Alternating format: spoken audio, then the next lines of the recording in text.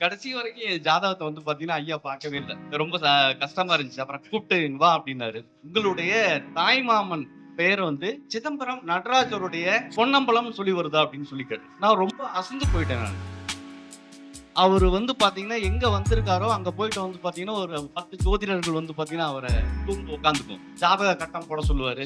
கட்டம் தவறாக இருந்தால் இந்த கட்டம் போடக்கூடாது, அடுத்த கட்டம் போடுங்கன்னு சொல்லி. நிறைய பேர் வந்து பாத்தீங்கன்னா முகநூல்ல எல்லாம் இருக்கும்போது இது என்ன பெயரை வச்சு வந்து பாத்தீங்கன்னா சொல்லக்கூடிய ஜோதிடம் அப்படின்லாம் சொன்னா எனக்கு ஐயா கூட இருந்ததுனால எனக்கு அவங்க மேல பயங்கரமா கோவம். அப்ப சொல்லுவாரு, சொன்னா சொல்லிட்டு போறாங்க சக்தி குரு, இதுக்கெல்லாம் கோச்சு கூடாது, அது அவங்க குரு தலை விதி சொல்றாங்க அப்படின்றாரு.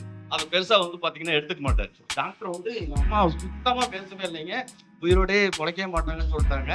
வேலம்மாள் ஹாஸ்பிட்டல் கூட்டு போயிட்டு ஐயாட்ட சொல்லிட்டேன். ஐயா வந்து டெல்லியில இருந்தாரு. அப்ப ஒரே வாரத்திலே பாத்தீங்கன்னா 1.5 மாதமாக ஐசியூல இருந்த என்னுடைய தாயார் ஒரே வாரத்திலே குணமாகி வீட்டுக்கு வந்து 5 வருஷம் வந்து பாத்தீங்கன்னா உயிரோட இருந்தாங்க.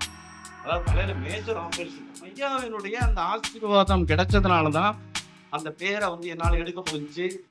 ஜோதிடத்தில் நெல்லை வசந்தன் 4வது நினைவு விழா.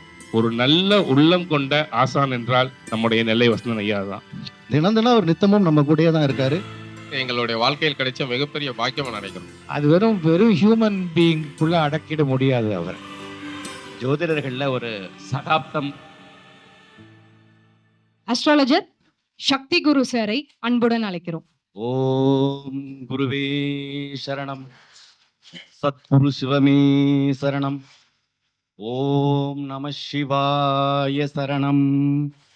அன்பிற்கினிய குருநாதர் ஜோதிட ஞானி தெய்வ திரு நெல்லை வசந்தன் ஐயா அவர்களின் 4ஆம் ஆண்டு வசந்த விழாவிற்கு அம்மா அவர்கள் என்னை அழைத்து வரவழைத்து இவ்விழாவில் கலந்து கொள்ள செய்ததற்கு என்னுடைய மனமார்ந்த நன்றிகளை தெரிவித்துக் கொள்கின்றேன். இந்த அஸ்ட்ரோ என்கே அகாடமியின் மூலமாக ஜோதிட கற்றுக்கொண்டிருக்கும் ஜோதிட மாணவர்களுக்கும் ஜோதிடத்தை மிக சிறப்பாக பயிற்றுவித்துக் கொண்டிருக்கும் ஜோதிட பேராசிரியர்களுக்கும் என்னுடைய முதற்கண் வணக்கங்களை தெரிவித்துக் கொள்கின்றேன். வந்து பாத்தீங்கன்னா நாமக்கல், என்னுடைய பெயர் வந்து சக்தி குரு. ஐயா கூட வந்து பாத்தீங்கன்னா மதுரை வருவாரு, திருப்பூர் வருவாரு, ஐயா நாமக்கல் வருவாரு. அவரு எங்க வந்தாலும் வந்து பாத்தீங்கன்னா போன் பண்ணி சக்தி குரு நான் வந்திருக்கேன் வந்துருங்க அப்படின்றவர். அவரு வந்து பாத்தீங்கன்னா எங்க வந்திருக்காரோ அங்க போயிட்டு வந்து பாத்தீங்கன்னா ஒரு 10 ஜோதிடர்கள் வந்து பாத்தீங்கன்னா அவரை சூழ்ந்து உட்காந்துக்கும். போனவனே ஒரு நோட்டு பேப்பர் எடுத்து ஜாதக கட்டம் போட சொல்லுவாரு.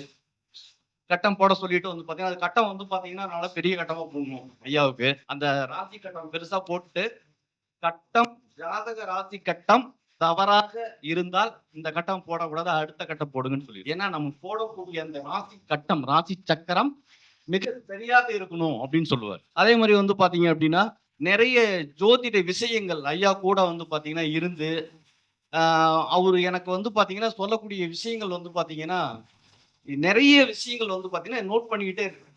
ஒரு டைரி ஒண்ணு வச்சுக்குவேன்.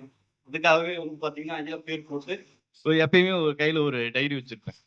அந்த டைரியில வந்து பாத்தீங்கன்னா என்னென்ன கிரகங்களுக்கு எந்தெந்த பேர் வந்து பாத்தீங்கன்னா ஐயா சொல்றாரு, என்னென்ன கிரக சூட்சமங்கள் சொல்றாரு அப்படின்றதெல்லாம் வந்து பாத்தீங்கன்னா நோட் பண்ணிக்கிட்டே வருவேன்.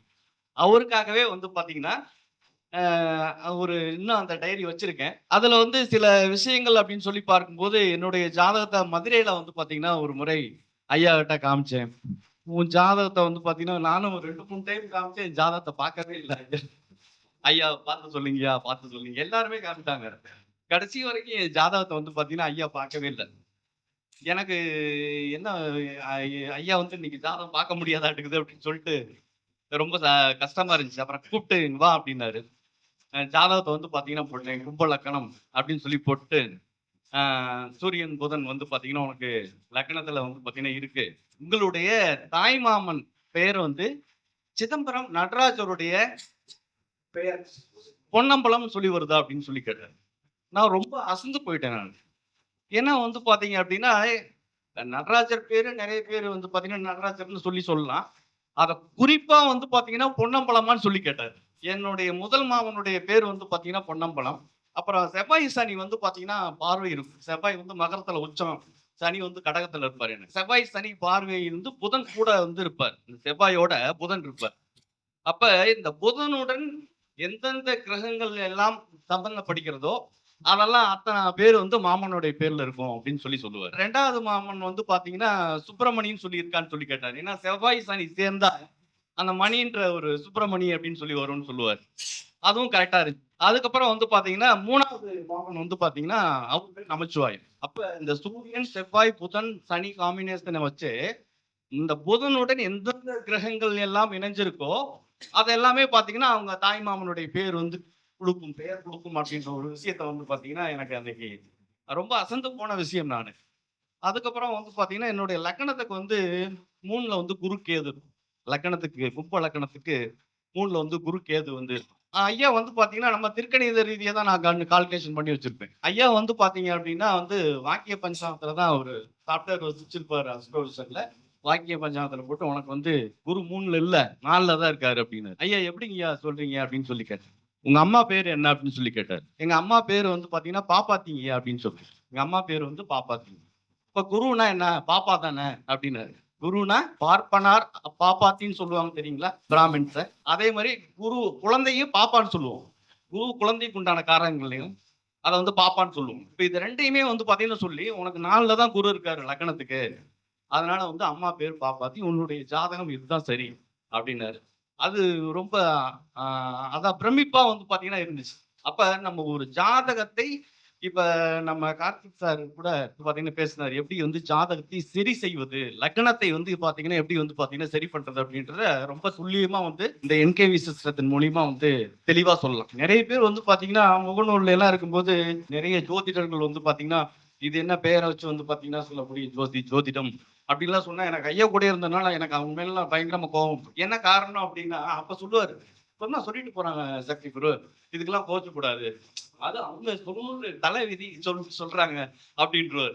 அதை பெருசா வந்து பாத்தீங்கன்னா எடுத்துக்க மாட்டார் எந்த ஒரு இதா சொன்னாலும். அது மாதிரி வந்து பாத்தீங்க அப்படின்னா என்னுடைய வாழ்க்கையில வந்து நடந்த விஷயங்கள் வந்து எங்க அம்மாவுக்கு வந்து ஒரு டைம் வந்து ஆக்சிடென்ட் ஆயிடுச்சு 2017. அப்போ வந்து பாத்தீங்க அப்படின்னா வண்டியில வாகனத்துல இருந்து கீழே தலையில அடிபட்டு ஐசியூல இருக்காங்க. ஒரு மாசம் 1.5 மாசமாவே ஐசியூல இருக்காங்க. டாக்டர் எல்லாம் வந்து பாத்தீங்க அப்படின்னா அம்மா வந்து பிழைக்க மாட்டாங்க அப்படின்னு சொல்லிட்டாங்க. அப்ப வந்து பாத்தீங்க அப்படின்னா ஐயா வந்து போன் பண்ணி இது மாதிரி எப்ப போன் பண்ணாலும் வந்து பாத்தீங்கன்னா இப்ப நம்ம பாலமுருகன் சார் பண்ற மாதிரி நம்ம போன் பண்ணோம் அப்படின்னா நம்ம ரிங்கு மட்டும்தான் போகும். அதே மாதிரி பாத்தீங்கன்னா ஐயாவே கூப்பிடுவாரு. அவரு வந்து பாத்தீங்கன்னா எப்ப கூப்பிட்டாலும் வந்து பாத்தீங்கன்னா நான் எதிர்பார்க்கவே மாட்டேன். எதிர்பார்க்காத டைம்ல வந்து பாத்தீங்கன்னா சக்தி குரு நல்லா இருக்கீங்களா அப்படின்ற அவரு பேசும் போதெல்லாம் வந்து பாத்தீங்கன்னா எனக்கு அந்த அளவுக்கு யாரும் நல்லா விசாரிச்சதே கிடையாது. எப்போ ஒரு மனசுல தோணுதோ அப்போ உடனே போன் பண்ணி சக்தி குரு நல்லா இருக்கீங்களா அப்படின்றவரு. அதெல்லாம் என்னால வந்து பாத்தீங்கன்னா மறக்கவே முடியாத ஒரு விஷயங்கள் ஐயா கூட. அப்ப வந்து சேலம் வந்திருக்கும் போது பாத்தீங்கன்னா இந்த மாதிரி அம்மா கீழே விழுந்து ஹாஸ்பிட்டல் அட்மிட் பண்ணியிருக்கீங்க. அவரு வந்து பாத்தீங்கன்னா வந்து இருங்க நான் சேலம் வர வேண்டிய வேலை இருக்கு அப்படின்னு சொல்லிட்டு ஐயாவும் அம்மாவும் வந்திருந்தாங்க. வந்து ஹாஸ்பிட்டல்ல வந்து பாத்தீங்கன்னா வந்து பார்த்துட்டு டாக்டர்லாம் வந்து பாத்தீங்கன்னா கைவிட்டாங்க. நான் ஐயாட்ட கேட்டேன், ஐயா எப்படிங்க அம்மா குறைச்சிருவாங்களா அப்படின்னு சொல்லி கேட்டேன்.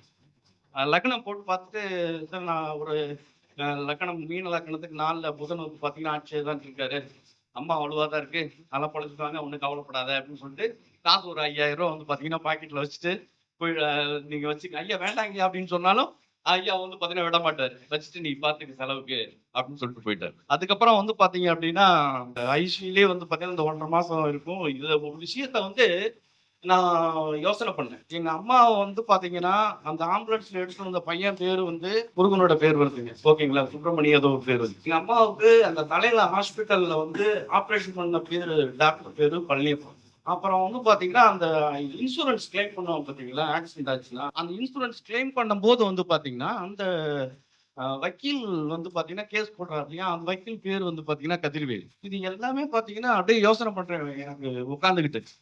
எல்லாமே முருகனோட பேராவே வந்து பார்த்தோமா சம்மந்தப்படுது அப்படின்னு சொல்லிட்டு என்ன பண்ணேன் நான். இப்போ முருகனுடைய அப்போ வந்து பாத்தீங்கன்னா வாட்ஸ்அப்ல வந்து ஒரு செய்தி வந்துச்சு. இது மாதிரி வேளாம்மாள் ஹாஸ்பிட்டல்ல வந்து பாத்தீங்கன்னா மதுரை வேளாம்மாள் ஹாஸ்பிட்டல்ல எல்லாமே வந்து ஃப்ரீ, ஹாஸ்பிட்டல் எந்த செலவு இல்லை, மருந்து மாத்திரைகள் மட்டும் தான், மற்றபடி எல்லாம் பெட் சார்ஜ் வந்து எல்லாமே ஃப்ரீன்னு சொல்லி ஒரு நியூஸ் வந்துச்சு. நான் டக்குன்னு பார்த்தேன், நான் எல்லாமே முருகனோட கனெக்ட் ஆகுது. இங்க வேலம்மாள்னு வந்து பாத்தீங்கன்னா வந்து ஹாஸ்பிட்டல் நேம் இருக்கு, அப்படின்னு சொல்லிட்டு டாக்டர்கிட்ட வந்து பார்த்தீங்கன்னா கேட்டு அப்பயே செட் பண்ணி வேலம்மாள் ஹாஸ்பிட்டலுக்கு கூப்பிட்டு போயிட்டாங்க.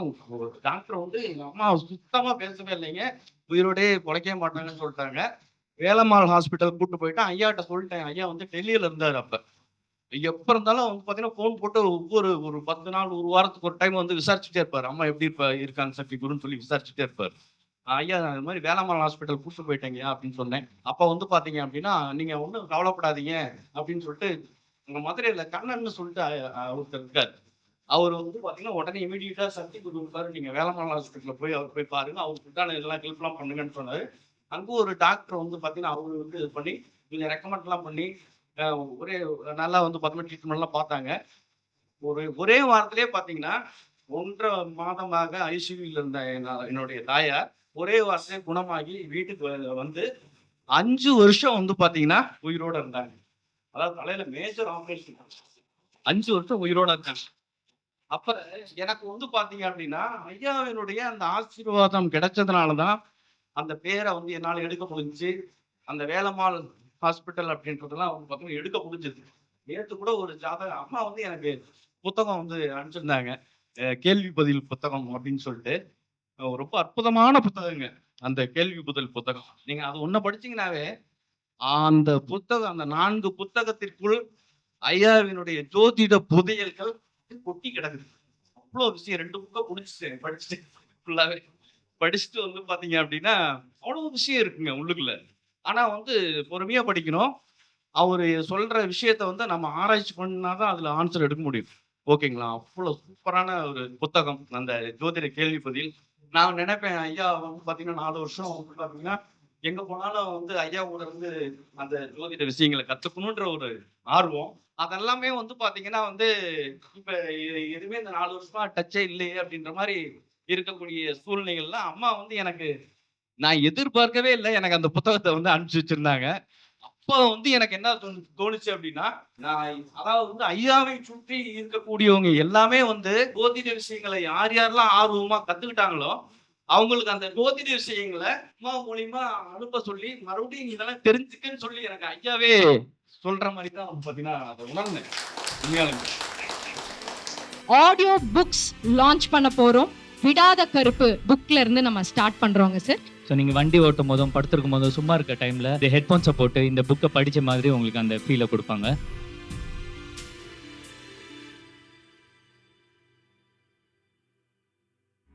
ரொம்ப எளிமையா வந்து பாத்தீங்கன்னா பரிகார முறைகள் வந்து உங்களுடைய பேர்ல இருக்கு அப்படின்னு சொல்லுது. என்ன பேரோ அந்த சாமி கும்பிட்டீங்கன்னாவே போதும். நீங்க அம்மா அப்பா பேர் வச்சீங்க, நீங்களா பேர் வச்சுக்கிட்டீங்க அப்படின்லாம் கிடையாது. கிரகங்கள் பெயர் கொடுக்கும் அப்படிம்பாரு. எங்க நிலம் வந்து விற்காமே இருந்துச்சு. ஆவணி மாசம் உங்க வீடு வந்து வித்துரும் அப்படின்னு சொல்லிட்டாரு. ஒவ்வொரு 10 ரூபா நோட்டா எடுத்து ஒரு ஜாதக கட்டம் போடுவேன். மறைவு ஸ்தானமும் நீச்சமா இருக்கிற மாதிரி வந்து பாத்தீங்கன்னா ஒரு ஜாதக ரூபாய் நோட்டு கட்டம் போட்டு அந்த நோட் எடுத்து பாக்கெட்ல வச்சுட்டேங்க. அது வச்ச 2 மாசத்துல எங்க வீடு வந்து பாத்தீங்கன்னா விலை பேசி வித்துட்டோம். இந்த பக்கம் வந்து பாத்தீங்க அப்படின்னா இந்த நர்சிங் காலேஜ், இந்த பக்கம் வந்து பாத்தீங்க அப்படின்னா இந்த அழகு நிலை முடி திருத்தம் சென்டர்ல நான் இருக்கேன்.